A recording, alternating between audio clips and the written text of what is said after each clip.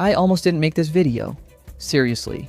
I saw the name Seele AI and thought, okay, here's another AI tool nobody's going to remember in a week. Then I spent an hour with it. And now I'm kind of glad I didn't skip it. At first I had no idea what it was trying to be. An image generator, a game tool, some kind of creative platform. It's honestly a little confusing when you first open it. So I stopped trying to figure it out and just started building something. That worked a lot better. I typed in a rough idea, didn't overthink the prompt, just wanted to see what would happen.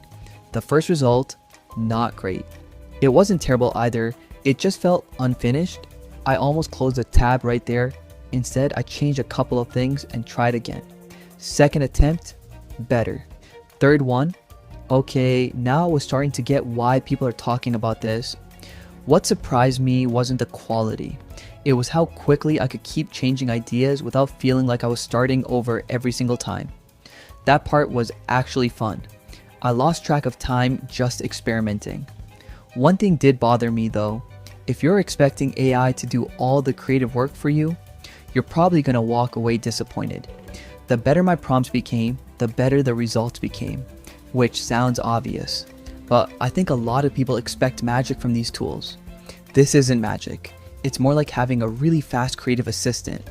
Pricing depends on whether you'll actually use it every week. If you're building concepts, experimenting with ideas, or creating prototypes all the time, I can see the value. If you're only opening it once a month, I'd probably save my money. So, would I keep it? Yeah. Not because it replaces the software I already use, it doesn't. If this saved you some time, hit like, subscribe for more honest AI reviews, and thanks for watching. Catch you in the next one.